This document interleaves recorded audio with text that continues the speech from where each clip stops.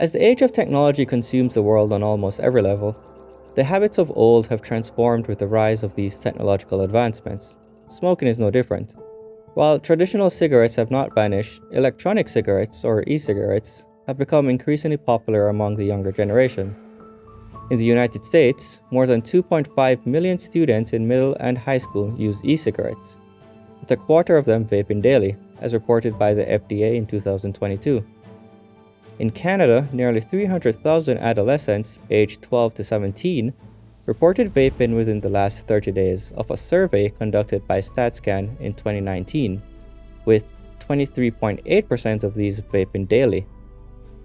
Although e-cigarettes were introduced as an alternative to traditional cigarettes, are they any better? Is there any health advantages of using e-cigarettes compared to tobacco products?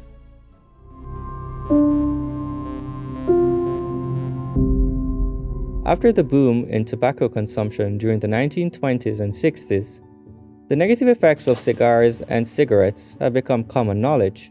Pictorial health warnings are seen on cigarette packages showing the impact of smoking on the lungs, which covers at least 50% of the box.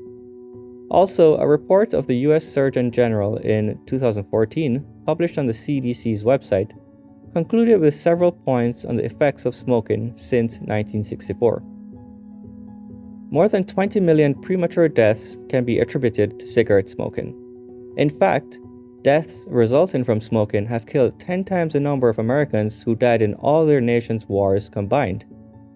Since the 1964 Surgeon General's report, cigarette smoking has been casually linked to diseases of nearly all organs of the body, to diminished health status, and to harm to the fetus. Even 50 years after the first Surgeon General's report, research continues to newly identify diseases caused by smoking, including such common diseases as diabetes mellitus, rheumatoid arthritis, and colorectal cancer. In addition to causing multiple diseases, cigarette smoking has many other adverse effects on the body, such as causing inflammation and impairing immune function. Now, I might be preaching to the choir when I say this, but it is obvious that smoking is bad for you. It will kill you. But hey, at least we have e-cigarettes now, right? Back in 2003, the first commercial e-cigarette was created in Beijing by Han Lik. Lik was a 52-year-old pharmacist and a heavy smoker. It has been stated that his invention of the e-cigarette was a direct result of his father's death from lung cancer, as he was also a heavy smoker. In 2004, e-cigarettes were introduced to Canada, and in 2006 to Europe and the United States. The battery-operated device heats liquid stored in a cartridge, vaporizing it and emitting a mist, or aerosol, that is then inhaled. The act of using e-cigarettes has become known as vaping, the result of vaporizing the liquid.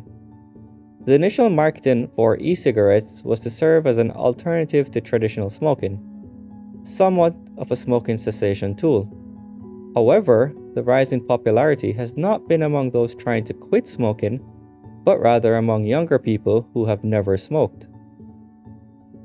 While e-cigarettes can be either nicotine-based or not, the vast majority of users prefer those that contain nicotine. According to a report released by StatCan in July 2022, around 240,000 adolescents aged 15 to 17 vaped in the last 30 days of the survey.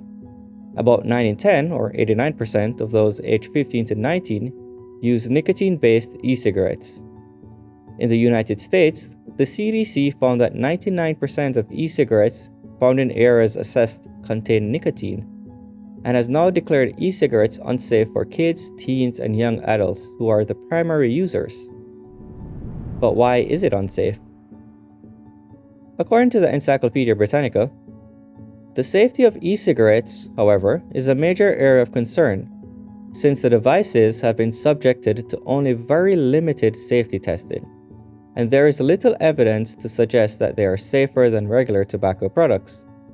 Preliminary research has suggested that individuals who use e-cigarettes regularly are at increased risk of coronary heart disease, heart attack, and stroke. It is also suspected that e-cigarette use increases the risk of seizures, particularly in young individuals and in persons who inhale large amounts of nicotine. E-cigarettes produce ultrafine particles as they are vaporized, which may include nickel, tin, lead, diacetyl, nicotine, and tetrahydrocannabinol, or THC. The chemicals found in the liquid cartridge containing these particles are harmful to your lungs and may cause chest pains, trouble breathing, vomiting, and fever. In 2019, a dramatic rise in lung disease associated with vaping raised concerns about the safety of e-cigarettes and related devices. Of particular concern was the use of e-cigarettes for vaping THC, the active ingredient of marijuana. Research published in 2019 further suggested that e-cigarette use is linked to hard metal pneumoconiasis, a rare lung disease caused by the inhalation of toxic metals. Nicotine, whether from a traditional cigarette or an e-cigarette, is harmful to the brain as it negatively affects how synapses are formed, and so you may have difficulty controlling your mood, learning, controlling your impulses, or even paying attention. Nicotine also increases your blood pressure and raises your adrenaline levels, putting you at a higher risk of a heart attack.